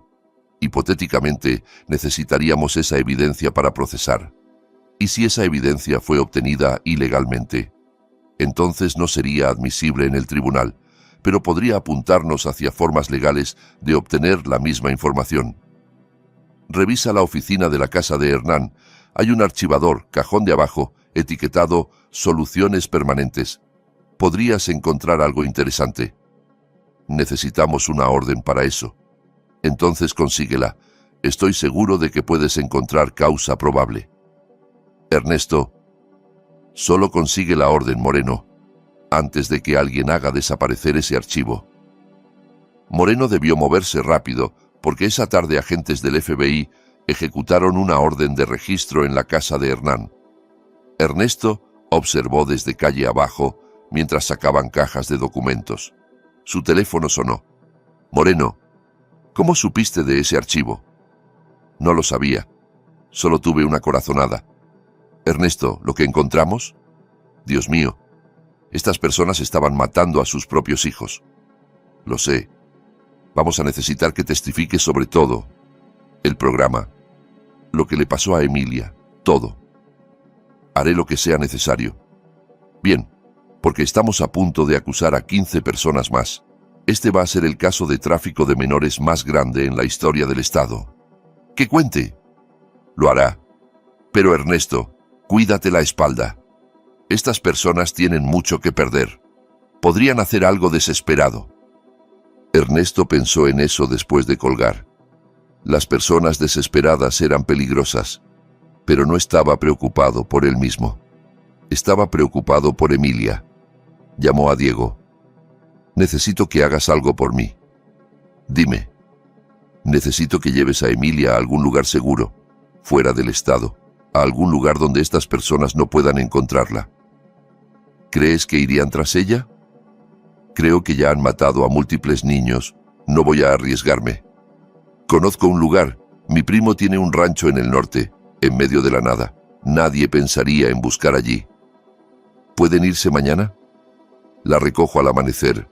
Esa noche, Ernesto le explicó a Emilia que iba a ir de viaje. Es como unas vacaciones. Tío Diego te va a llevar a ver caballos y montañas. Estarás a salvo allí. ¿Por qué no puedes venir tú? Tengo que terminar algo aquí, pero iré a buscarte en cuanto termine, lo prometo. Es sobre la abuela. Sí, bebé. Es sobre asegurarme de que ella y las personas que la ayudaron no puedan lastimar a nadie más. Emilia estuvo callada un momento. Luego dijo, «Papi, ¿vas a hacer algo malo?» «¿Qué quieres decir?» «Como algo que no deberías hacer para atrapar a las personas malas». Ernesto se arrodilló a su nivel. A veces los adultos tienen que tomar decisiones difíciles. Voy a hacer todo lo que pueda para asegurarme de que esas decisiones sean las correctas. Está bien, pero prométeme que vas a volver. Lo prometo. Nada me va a alejar de ti. Después de que Emilia se fue con Diego a la mañana siguiente, Ernesto sintió el peso de lo que estaba a punto de hacer. Ya había cruzado líneas. Allanamiento de morada, vigilancia ilegal. Pero lo que estaba planeando ahora era más grande. Iba a exponer a cada persona involucrada. No solo al FBI, al mundo. Pasó la siguiente semana compilando evidencia. Todo lo que había reunido legal e ilegalmente. Lo organizó en un documento comprensivo. Nombres, fechas, evidencia de crímenes, conexiones entre conspiradores. Eran 100 páginas de testimonio condenatorio. Luego lo envió a cada periodista con el que había estado en contacto, a cada medio de comunicación del Estado y a varias publicaciones nacionales. Asunto: la conspiración de las tumbas de niños. Cómo la élite de las montañas usó un campo de tortura para silenciar a sus propios hijos. La respuesta fue inmediata. En horas, los periodistas lo estaban llamando. En un día, la historia estaba en las noticias nacionales. En una semana, estaba en todas partes. La reacción pública fue visceral. Protestas afuera de la casa de Hernán. Amenazas de muerte contra todos los involucrados. El senador estatal renunció. El director fue despedido. Las propiedades del empresario fueron vandalizadas. Y los abogados de Hernán llamaron de nuevo, desesperados esta vez. Señor Montoya, por favor, si tan solo aceptara reunirse con mi cliente. No. Quiere confesar. Contarle todo. Está dispuesto a testificar contra los demás si usted habla con él. Ernesto hizo una pausa. ¿Por qué quiere hablar conmigo específicamente? Dice que usted es el único que entenderá, que usted es soldado, que sabe que a veces las personas hacen cosas terribles por lo que creen que son buenas razones. No hay buena razón para asesinar niños. Solo reúnase con él, una conversación.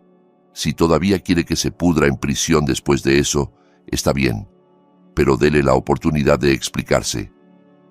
Ernesto lo pensó. No quería darle nada a Hernán, pero quizás, solo quizás, había información que Hernán podía proporcionar que ayudaría a asegurar que todos cayeran. Bien, una conversación en la oficina del FBI, con agentes presentes. Mañana. Gracias, señor Montoya. Gracias. La reunión fue surrealista. Hernán Salvatierra estaba sentado frente a Ernesto en una sala de interrogatorio, luciendo como si hubiera envejecido 20 años en el último mes. Su traje caro le quedaba holgado en un cuerpo que había perdido peso. Sus manos temblaban ligeramente. Moreno y la agente Chávez estaban allí, grabando todo. Gracias por venir, dijo Hernán. Su voz era ronca. No me agradezcas. Estoy aquí para verte confesar. Lo haré, les diré todo, pero primero quiero que entienda algo. No soy un monstruo. Estaba tratando de ayudar a la gente. La mandíbula de Ernesto se tensó. ¿Ayudándolos a asesinar a sus hijos? Ayudándolos a resolver problemas. Estos no eran niños cualquiera, señor Montoya. Eran problemáticos, peligrosos incluso. Sabían cosas que podían destruir familias, carreras, vidas. Sus padres venían a mí desesperados y yo proporcionaba una solución. Proporcionaste una sentencia de muerte. No siempre. La mayoría de los niños sobrevivieron. Pasaron por el programa, aprendieron disciplina y salieron mejor. Los que murieron, esos fueron accidentes.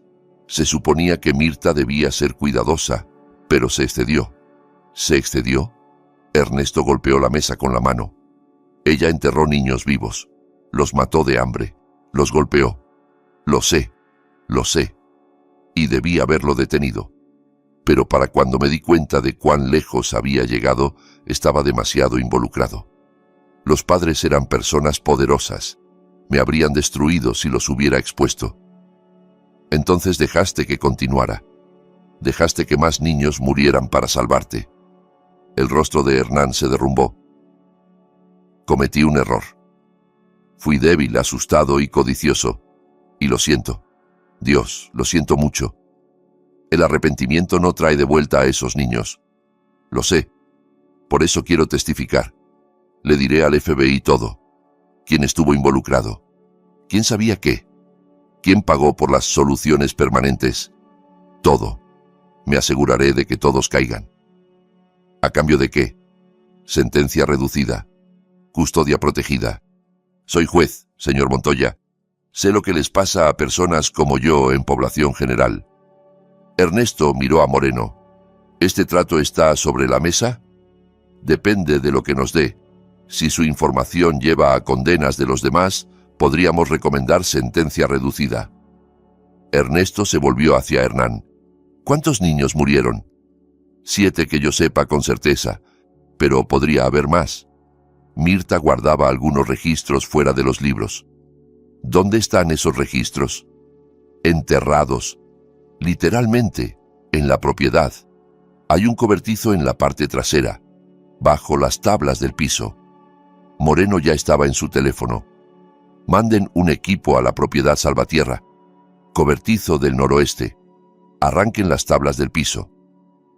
Ernesto miró fijamente a Hernán. Sabías que había más cuerpos y no le dijiste a nadie. Tenía miedo. Eres patético. Eres un cobarde que dejó morir niños para protegerse. No mereces un trato, mereces pudrirte. Por favor, señor Montoya, tengo conciencia. Vivo con esto todos los días. ¿Sabes con qué vive Emilia todos los días? Pesadillas, miedo, el recuerdo de estar parada en un hoyo en el frío helado, pensando que iba a morir. Tú hiciste eso.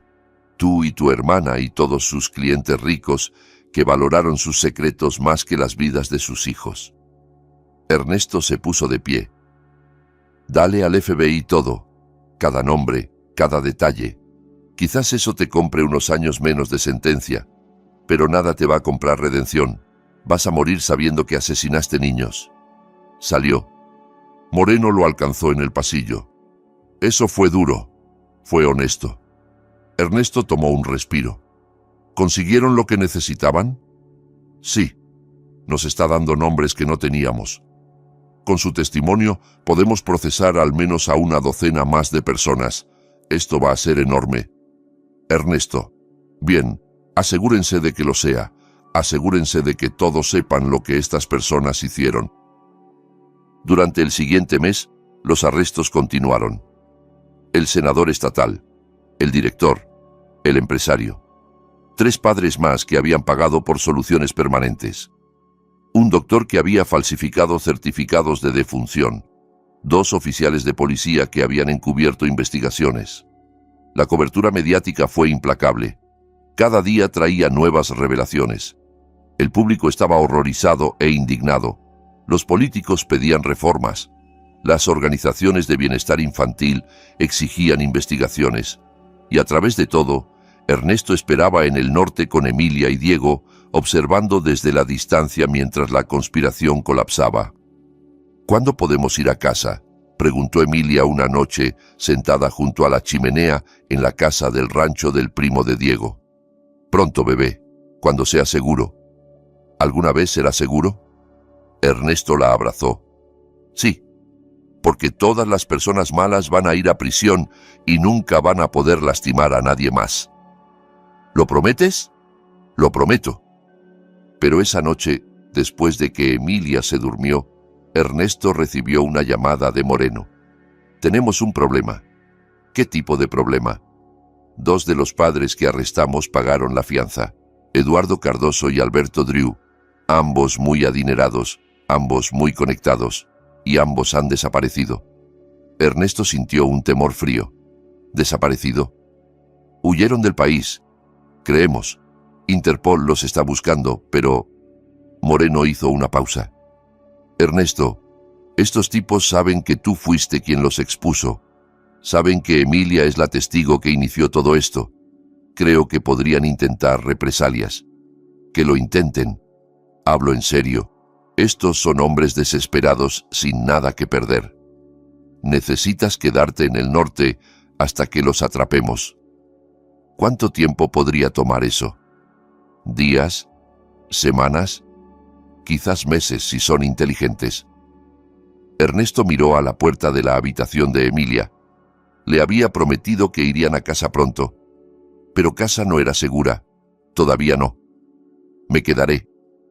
Pero Moreno, encuentren a esos hombres. Encuéntrenlos y tráiganlos de vuelta. Lo haremos. Pero pasaron 3 semanas sin señales de Cardoso o Drew. Emilia estaba inquieta, extrañando a sus amigos y su escuela. Ernesto se estaba volviendo loco, incapaz de hacer nada más que esperar. Entonces, Diego vino a él con noticias. He estado investigando. Fuera de los libros, encontré algo. ¿Qué? Cardoso y Drew no huyeron a Europa o Sudamérica. Todavía están en el país, y creo que sé dónde. ¿Dónde? La familia de Cardoso tiene una propiedad en Alaska, remota, fuera de la red, lugar perfecto para esconderse mientras sus abogados trabajan en desestimar los cargos. Los cargos no van a ser desestimados. No, pero sus abogados son buenos. Podrían arrastrarlo por años. Mientras tanto, ellos viven libres en la naturaleza. Ernesto sintió la ira surgir. Eso no es justicia. No, no lo es. Se miraron. Un entendimiento pasó entre ellos. Si alguien fuera a encontrarlos, dijo Ernesto lentamente, alguien que no estuviera limitado por la jurisdicción del FBI o restricciones legales, alguien que pudiera persuadirlos de entregarse, hipotéticamente sí. Hipotéticamente esa persona necesitaría ser muy cuidadosa. Estos tipos son peligrosos. Esa persona es un ranger. Peligroso es su especialidad. Diego sonrió. ¿Cuándo nos vamos? Mañana. Pero Emilia se queda aquí. Volaron a Alaska. Luego tomaron una avioneta a la región remota donde estaba ubicada la propiedad de Cardoso. El piloto los dejó a 16 kilómetros de las coordenadas que Diego había encontrado. ¿Están seguros de esto?, preguntó el piloto. Estamos seguros. Recógenos aquí en 3 días. La caminata fue brutal. Bosque denso, montañas, ríos. Pero Ernesto había hecho cosas peores en Afganistán. Esto era solo otra misión. Encontraron la propiedad al segundo día, una cabaña grande junto a un lago. Paneles solares en el techo, humo saliendo de la chimenea, 2 vehículos estacionados afuera. Están aquí, confirmó Diego, mirando a través de binoculares. Ernesto estudió el terreno. Entramos de noche. No letal, lo reducimos. Llamamos a Moreno. Esperamos extracción. ¿Y si se resisten? Entonces hacemos que no se resistan. Esperaron hasta las 02:00 horas. La cabaña estaba oscura. Ernesto y Diego se acercaron desde diferentes ángulos usando gafas de visión nocturna. Las puertas no tenían llave. Estos hombres se sentían seguros aquí afuera, lejos de la ley. Ernesto entró primero, moviéndose silenciosamente. Encontró a Cardoso en un dormitorio, dormido.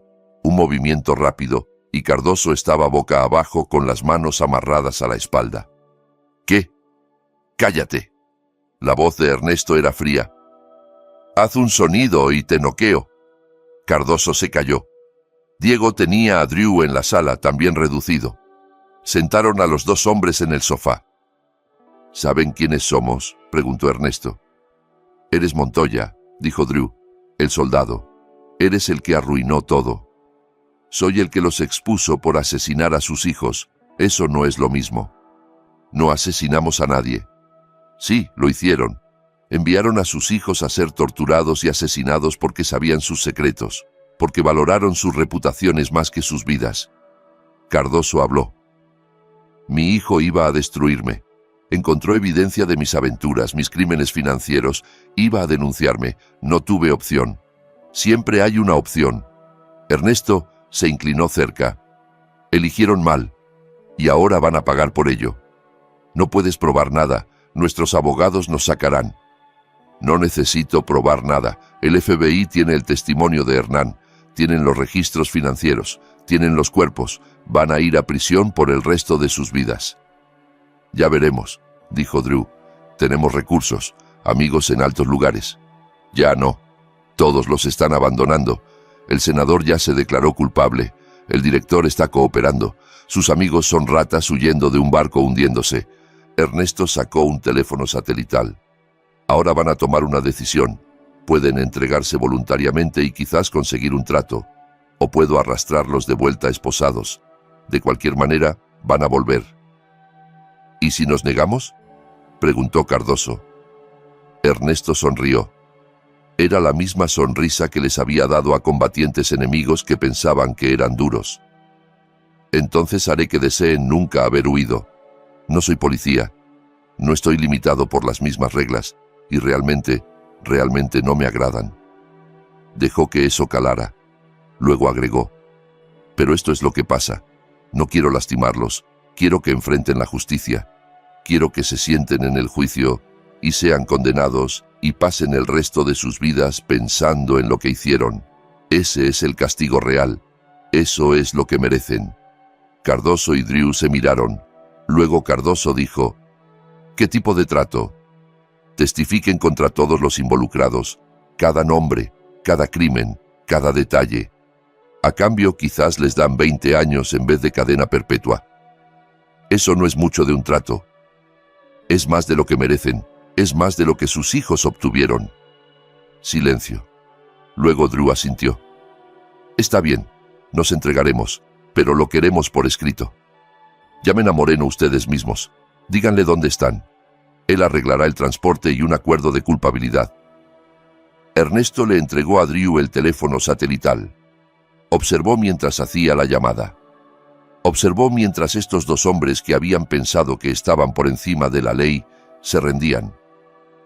El FBI los extrajo 2 días después. Ernesto y Diego observaron desde la distancia cómo los helicópteros se llevaban a Cardoso y Drew. ¿Misión cumplida?, preguntó Diego. Todavía no.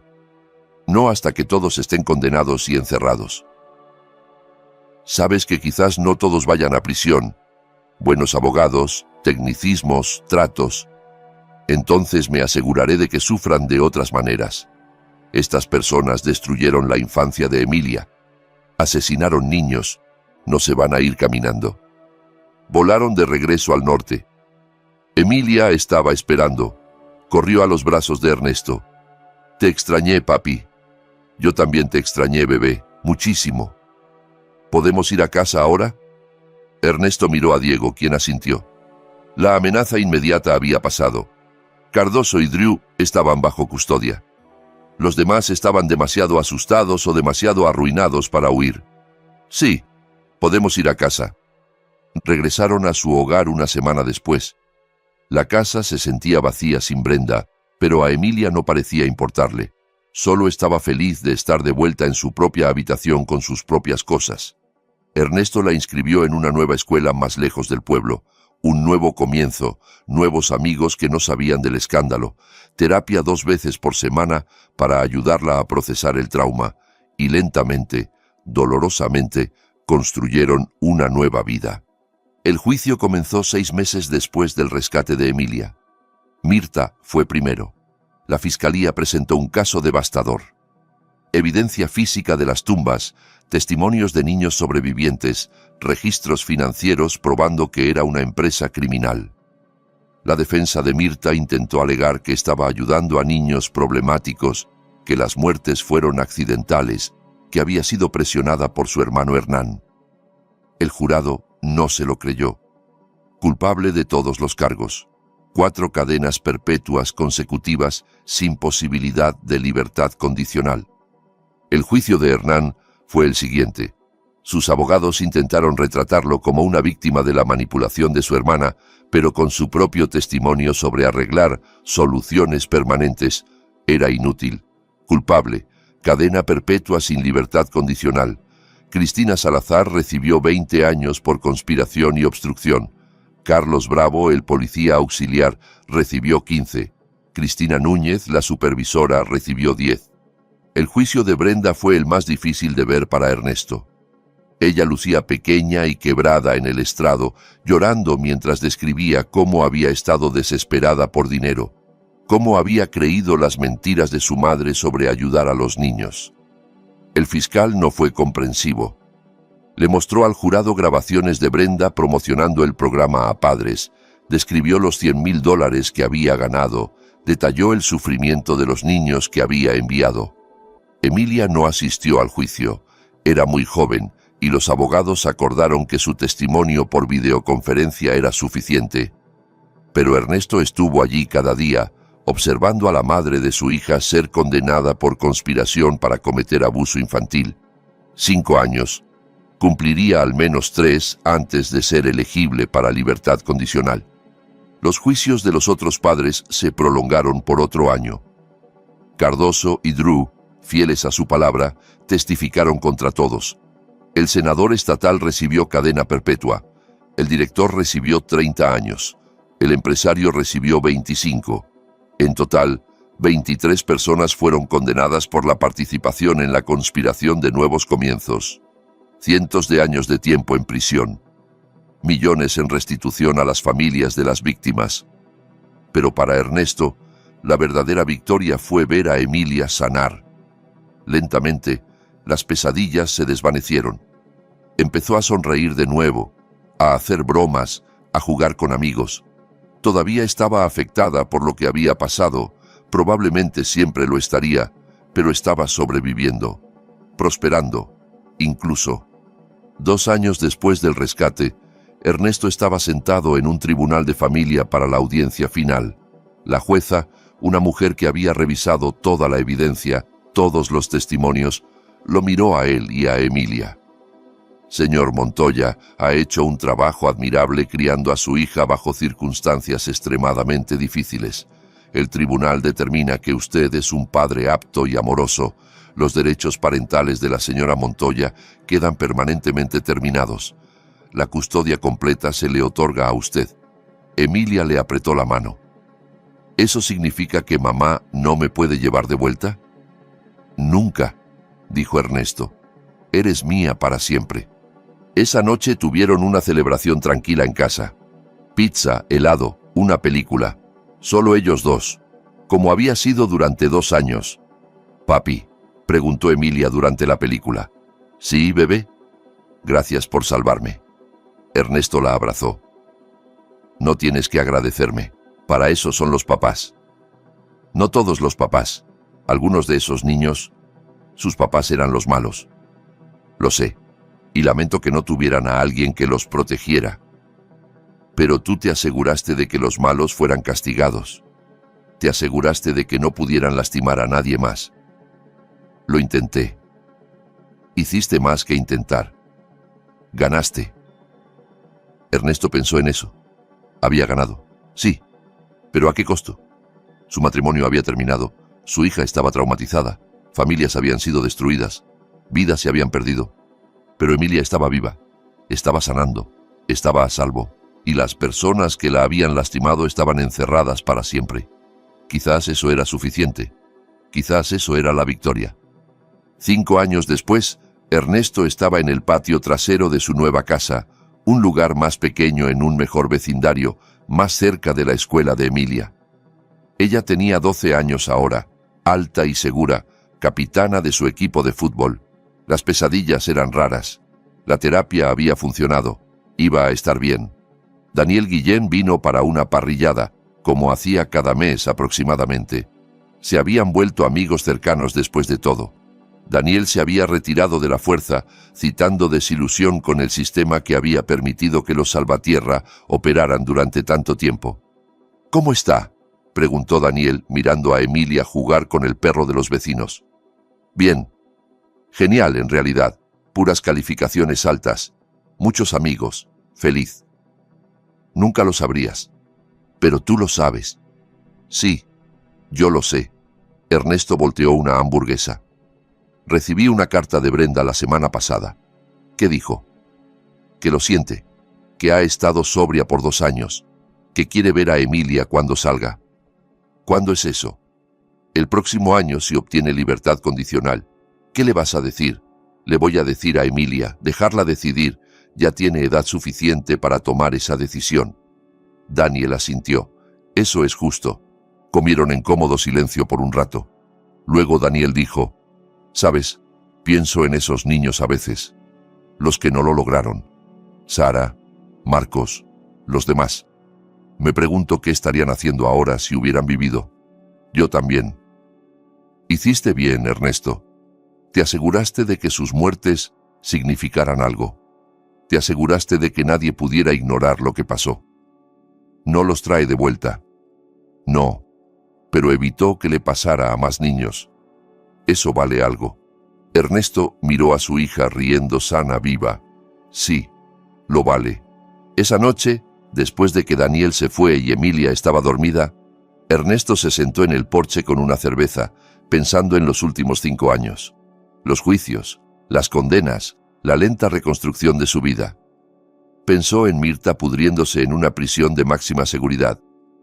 En Hernán, que había sido atacado por otros reclusos y perdió el uso de su ojo izquierdo. En Brenda, que había escrito cartas mensuales que Ernesto raramente respondía. Pensó en los padres que habían enviado a sus hijos a morir. Algunos estaban en prisión. Algunos lo habían perdido todo, incluso sin condena. Todos cargarían la vergüenza por el resto de sus vidas. Y pensó en los niños. Los 7 que habían muerto. Las docenas que habían sobrevivido pero estaban marcados. Emilia, que había estado a horas de convertirse en otra estadística. La justicia había sido servida.